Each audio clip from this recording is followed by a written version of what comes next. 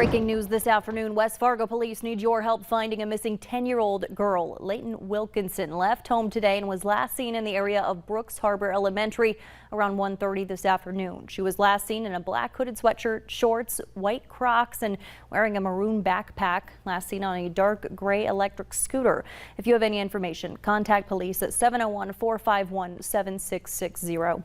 We continue now with more breaking news. Fargo police are calling on all residents to be on guard against an increase in burglaries. They're citing several South Fargo neighborhoods where they've noticed increased crime. Police just wrapped up a briefing. Valley News Team's crime and safety reporter Bailey Hurley is there and joins us live now with details. Bailey? Stacy, police say at least 10 homes have been hit by what appear to be the same burglars just within the last 6 months. The neighborhoods hit by these burglars are here in the Timberline neighborhood, as well as Rose Creek, as well as Stonebridge and the Centennial neighborhoods. And police say that these burglars are targeting homes that are unoccupied, meaning those who left for the winter, those snowbirds, as well as those going on extended summer vacations, and those going to the lake, leaving their lawn unmowed, packages on the table, packages on the front door, those telltale signs that somebody hasn't been here for a while. Now, police say the way that these burglars are getting into homes is through windows and sliding glass doors.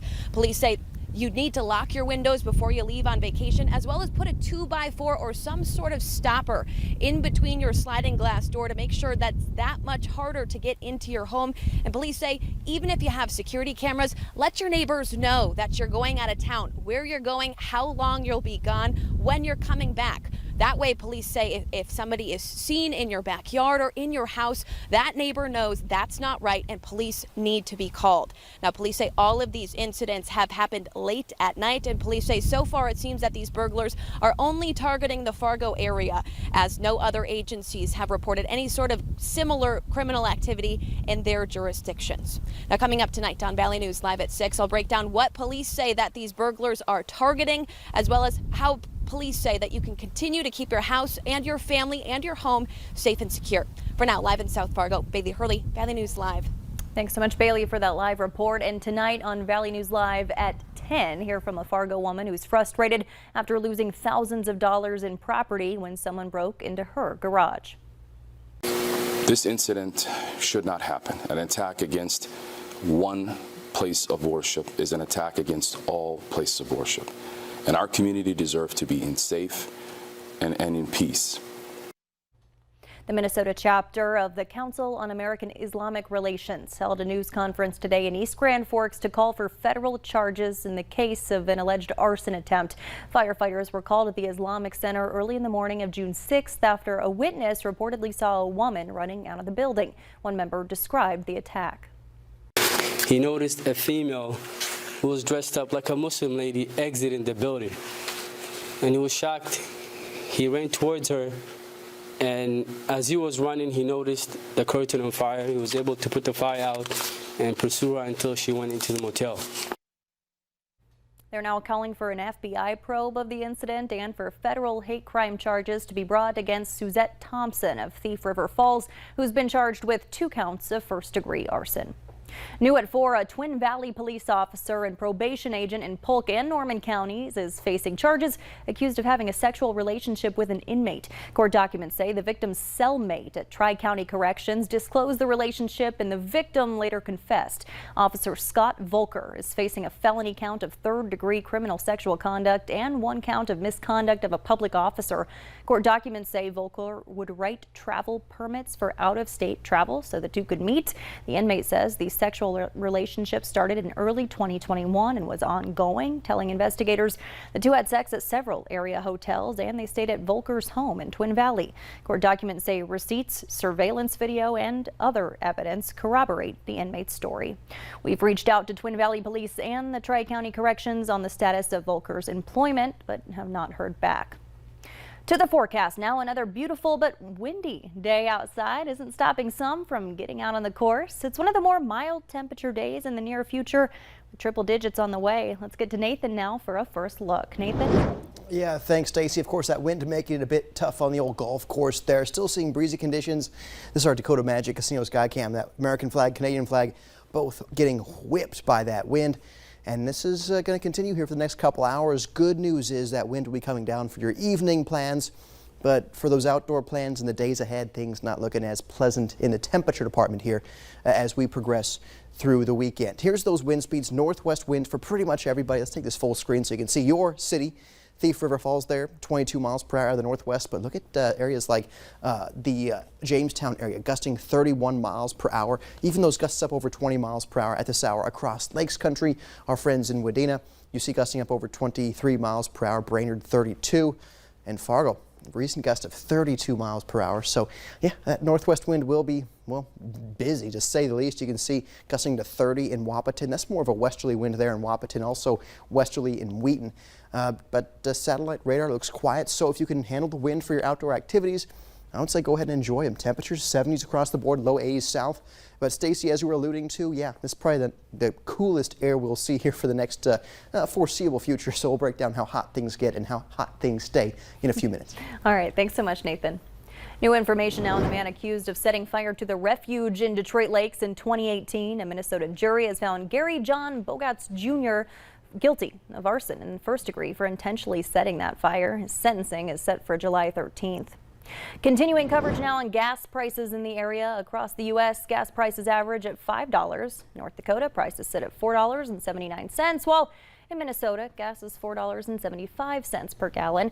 Prices in both states have held steady since yesterday, but in Fargo, prices increased 1 cent overnight. They're now 9 cents higher than just a week ago, almost $2 higher than they were in 2021. Other areas around the state either remained the same or saw a small decrease in keeping with national trends. 2 American veterans are missing and feared captured by Russian forces in Ukraine. The 2 left their homes in Alabama to serve with Ukraine's army. Chris Livesay has the latest. Near the Russian border, a fierce battle, soldiers say. 2 Americans volunteering with a unit of foreign fighters in the Ukrainian army shoot and destroy a Russian vehicle. Then, in the fog of battle, they go missing. Their names are Andy Wynn, a 27-year-old who served in the Marines, and Alexander Druki, a 39-year-old Iraq War veteran. Druki's mother, Bunny, spoke to CBS Mornings. He felt very strongly that Putin needed to be stopped because he said Putin is not going to be satisfied with just part of Ukraine or even all of Ukraine. Before he went to fight, Andy Wynn was making wedding plans with his fiancée, Joy Black. He just had such a burden on his heart to go and help these people in need. Well, I'm really hoping that we can get some answers and find out where Andy and Alex are and get them home. Because that's all I want is Andy back safely. I just want to know where he is. Now their whereabouts are unknown and their future uncertain. Last week, 1 Moroccan and 2 British POWs appeared in a Russian-backed separatist court where they were sentenced to death by firing squad for fighting alongside Ukrainians.